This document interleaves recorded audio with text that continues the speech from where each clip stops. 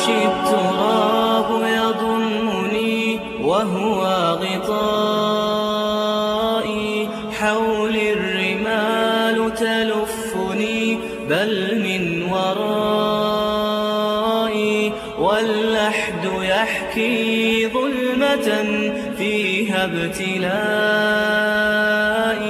والنور خط كتابه أنسي لقائي، أنسي لقائي. 25, she can wish to die in a better place. So sometimes while you are in that situation, you wish and you say it amongst your dua to die in one particular place in the city where you are in, or one particular place as in general. You might be here and you say, I wish that I die in Pakistan. Your family, maybe they'll find the mean for that. They'll take you to Pakistan, fine, die in Pakistan. If you want to die there next to your father, your mother, whoever in there. So it's fine with that. Or you say, I wish that if I die in Saudis next to this and that. So you can do that. Or you have more than one house, you have more than one wife. You say, I would like to die in that house, that my wife, or I would like to die in my parents' home. So that's maybe better. You want to die next to your mom, can be. The story here I have, Rasulullah ﷺ, he got permission from his wives when he got sick that he wanted to have a tamrid, he wants to be treated with his sickness in Aisha radiallahu anha's house. By having this is an evidence that if you have more than one wife, or you have your wife and you have your parents and you want to be treated in that particular place, then it's fine. You can do that. The wife should not reject that, and the rest of the family should not reject that as well. Should be accepted. The same thing for the wife as well. The wife sometimes maybe she wants to be near to her mother. She wants to be treated in her mom's house when she is sick. Then as a husband you should not reject that. Allow her to be here near to her mom at that time. Also the other story is Umar ibn al-Khattab radiallahu anhu, when he became sick and when he was stabbed at the time, he said, that's the narration from his daughter Hafsa, the wife of the Prophet ﷺ. She said that her father said when he's about to die, Allahumma, O Allah, urzuqni shahadatan fi sabilik. O Allah, grant me shahada, for me to die as a martyr in you, for your sake. And waj'al mawti fi baladi rasulika, and make me die in the city of your messenger sallallahu alaihi wasallam. فقلت, sorry, this is before the stab, before that. And فقلت Hafsa radiallahu anha, she said to her father, أَنَّا يَكُونُ هَذَا, how this can achieved? It's not an easy. You want to die as a martyr and you want to die in Medina. So usually you'll be outside in the borders where the Muslim fighting with the Rum and the Furs at that time. And he said, يَأْتِينِي اللَّهُ بِهِ إِذَا شَاءَ. Have faith. There is faith. There is strong iman. Allah, if He wanted, He will give it to me. And what happened to Umar ibn Khattab when he died? He died in Medina and he died stabbed. Abu Lu'lu al-Majusi, he stabbed him and he died as a shaheed. And because of Rasulullah he said, tamutu shahidan, and you die as a shaheed.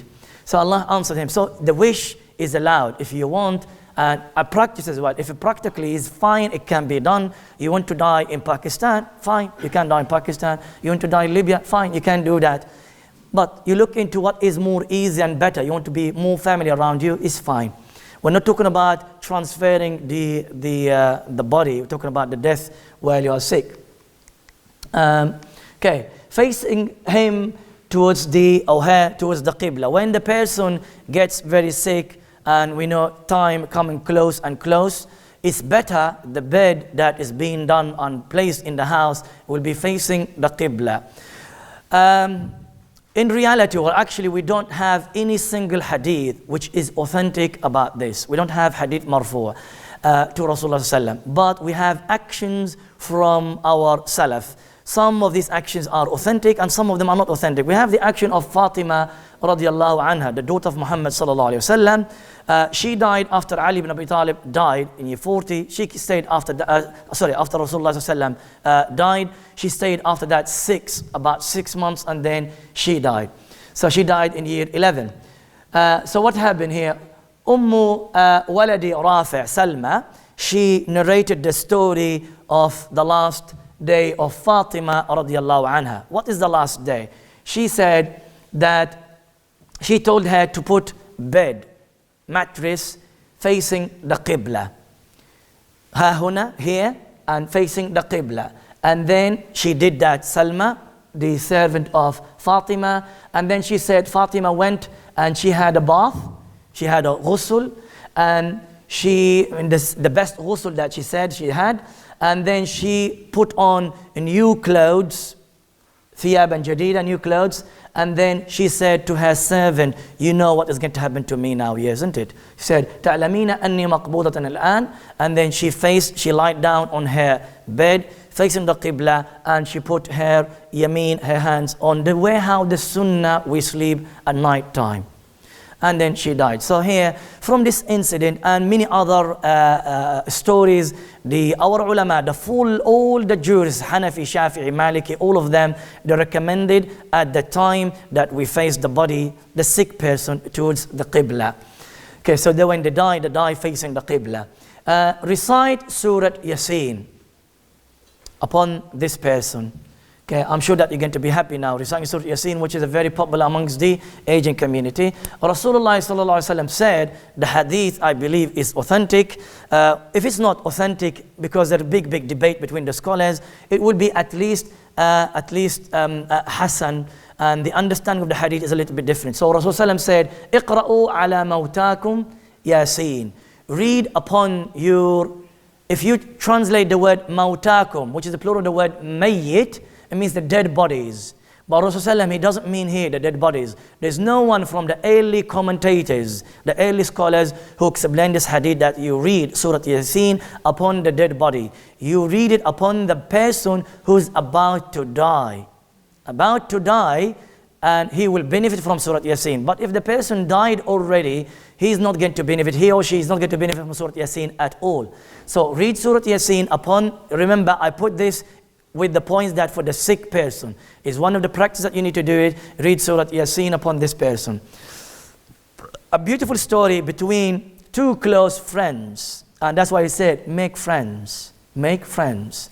Sufyan al-Thawri, one of his best friends, Abdurrahman ibn Mahdi, he escaped from the ruler, Abu Ja'far al-Mansur. He didn't find anyone to look after him, to keep him safe, like Abdurrahman ibn Mahdi. So in his story, one day Abdurrahman ibn Mahdi said, the day when Sufyan al-Thawri about to die, he said, I left to go for Salatul Asr. Abdurrahman ibn Mahdi, I prepared myself to go for Salatul Asr.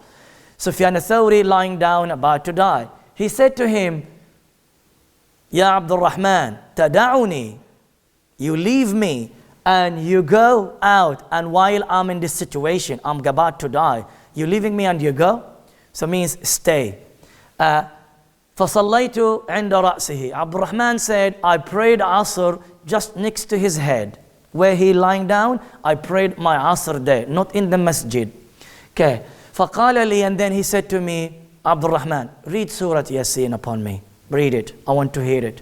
So he started reading Surah Yasin. He said to him, the Surah Yasin, تُخَفِّفُ عَنِ الْمَرِيضِ, makes lighter upon the sick person. Because the reminders, the information that Surah Yasin consists, it makes the person think about it and feels a little bit better with that. فَمَا فَرَغْتُ, as soon as I finished Surah Yasin, Sufyan ibn Sa'id al-Thawri died. Okay, فَمَا فَرَغْتُ حَتَّى طَفِئَ means he died after that. Why is it recommended to read Surah Yasin upon the dying person, the person who is sick? First, the oneness of Allah subhanahu wa ta'ala. If you know Surah Yasin very well, read the Surah Yasin. The surah is full of tawheed in there. So all the types of Tawheed, Tawheed al-Rububiyyah, Tawheed al-Uluhiyyah, and Tawheed al-Asma wa-Sifat. And that is the key for you to enter the Jannah, if you have the Tawheed. Second, the reality of this life. We read Surah Yasin, we don't know that Surah Yasin talks about the reality of this life. Shows to you very clearly the reality of this life. And just read the meaning of Surah Yasin. Shows to you this life is going to have an end and not really a place that you should care about it in the way how we do. Okay, finally, the last day, Jannah and Hellfire. One of the most important points in there talks about the Jannah, talks about the Hellfire in Surah Yasin, and that's what you want to have. You want to have the Jannah. So really, remembering that, it makes lighter upon the person. Number 28, drip of a few drops of water in the mouth of this person. Now, I've been talking, I feel dry. The person who is sick and about to die, and doctors, they know that, and if you experience anyone, member of your family at that time, I experienced more than one person in my family. And with this situation, the person will have a very dry lips, and very dry lips, a very dry throat in there as well. And that situation will not help the person to say the Shahada. So be wise. All the time think, is this, if you don't know it, your dad is lying down there, your mom, your daughter, your son, a family member, and very dry lips, looking straight into the sky, and you're not doing anything. You think that the person, oh, he's dying.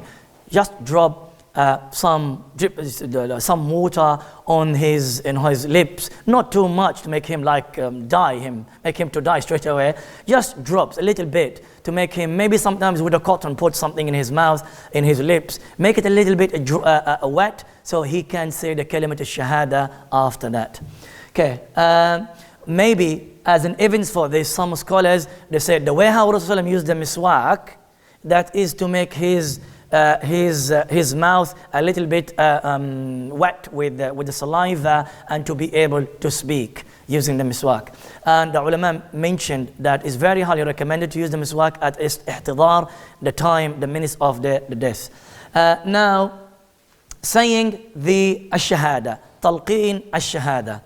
Now with this is one of the very sensitive situation for the person who is dying. And again, as I said earlier, if you don't have a good family around you, good friends around you, you might lose it as well.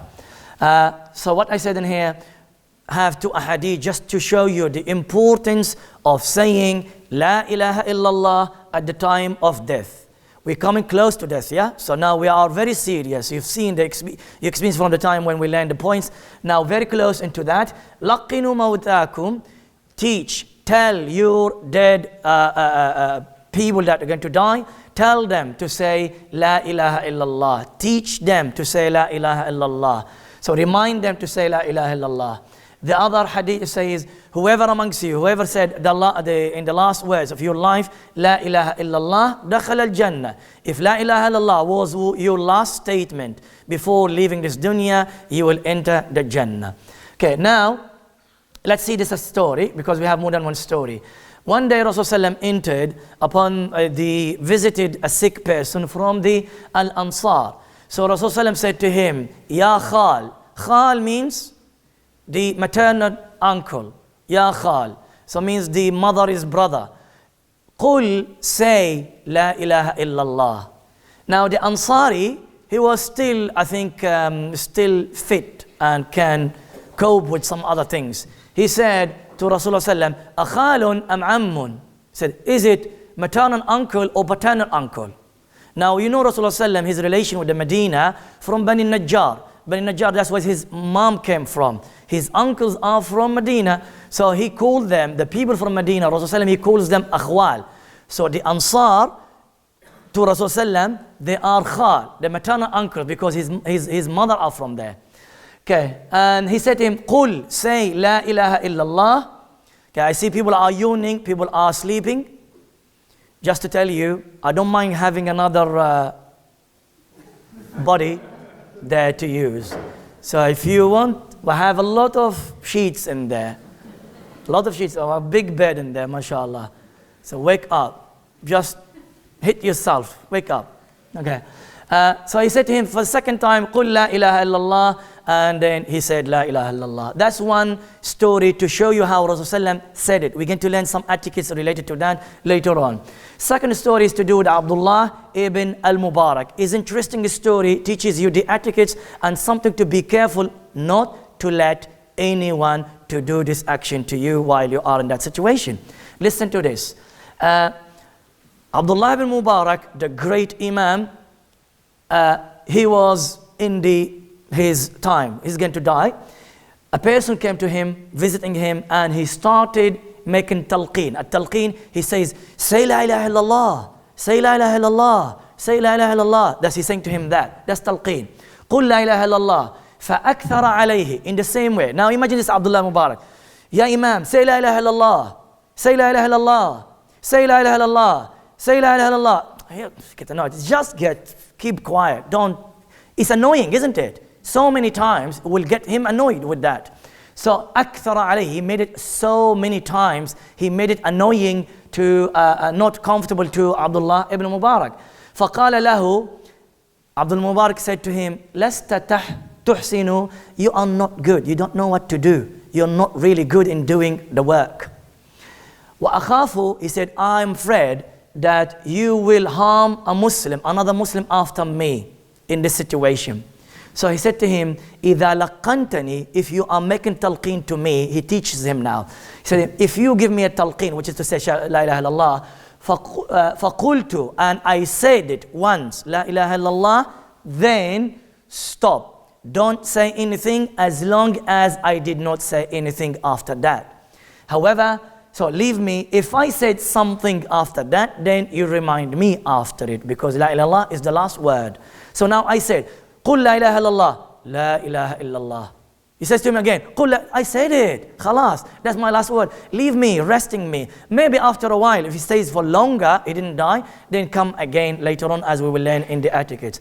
But some people, they say, and saying that again and again and again and again, they make it very difficult for the person who is there.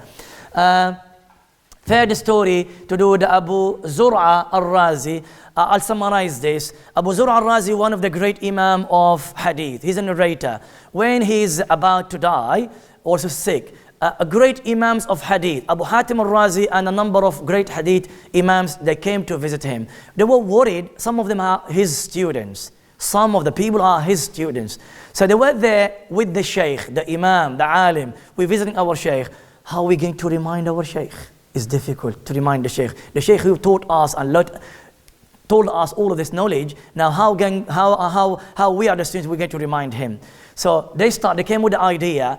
One of them start narrating the chain of the hadith that I narrated to you earlier. لَقِّنُوا مَوْتَاكُمْ لَا إِلَهَ إِلَّا اللَّهِ. Or the hadith, man kana, if your word was the last word before you die, La ilaha illallah, you will enter the Jannah. So the first student, he said 2 names from the chain and felt scared. He stopped. The second student, he said 3 names in the chain, and then he stopped. The third student, he said close to Rasulullah and then he stopped. He got scared. Abu Zur'a, he opens his eyes and he said to them, حدثنا, قال حدثنا, قال حدثنا, قال حدثنا, قال حدثنا. He went with the full chain until he said to them the hadith, and then he died. What a beautiful death, isn't it? Beautiful, revising with your students, talking about a Sharia matter, and one of the most beautiful matters that to say about La ilaha illallah, and then after that died. Okay, so that's the story in Arabic, it's quite long, that's why I summarized. Now, how should I, or you, me, everyone, do that? I mentioned here some points that for us to learn them, because very sensitive matter, so you need to be careful with that.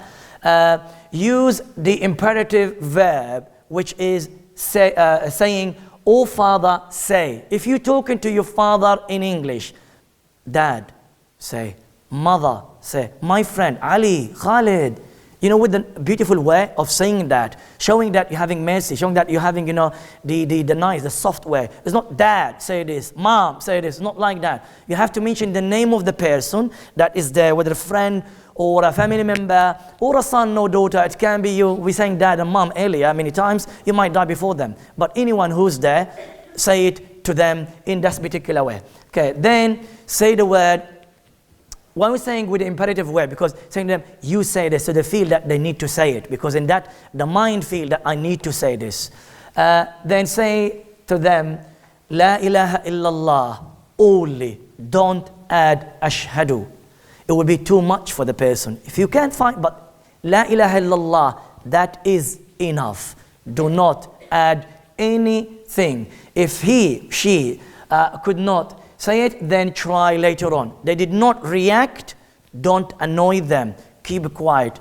Move away, stay there, make your adhkar, make dua for the person, keep quiet, come back after a while, half an hour, 45 minutes, an hour, give the other reminder. Are you with me, everyone? Those who are sleeping? Okay? Do not annoy him or her by insisting and repeating. As we said, don't say it, move away, keep it quiet.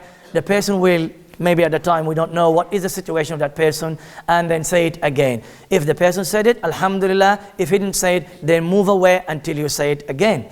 So that's the technique. So please do not annoy the person, really, really hard for them at that time. If they still could not say it, him, her, or anyone in there, then if the person could not say it, you try 3 times, 2 times, and you felt it's very, very difficult. At that time, maybe the lips are very dry. Remember to put some water in there.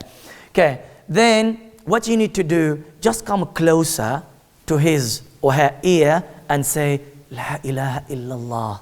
Say it once or twice and move away. This is called tasmi'. At-tasmi' is not like talqeen.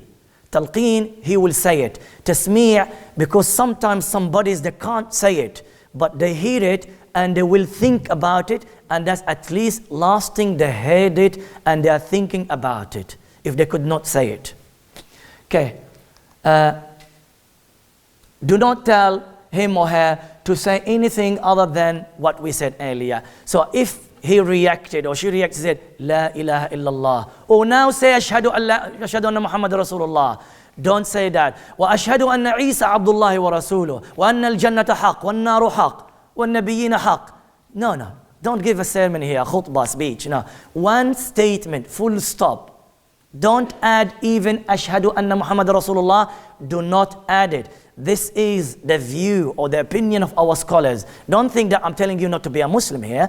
This is not. At-talqeen, Rasulullah said in the hadith earlier, what did he say? La ilaha illallah. He did not include Muhammad Rasulullah. And our fuqaha from the Hanafi, Shafi'i, Maliki, Hanbali scholars, they said this. You don't need to include the Muhammad Rasulullah. Don't include it. That's enough for the person to say.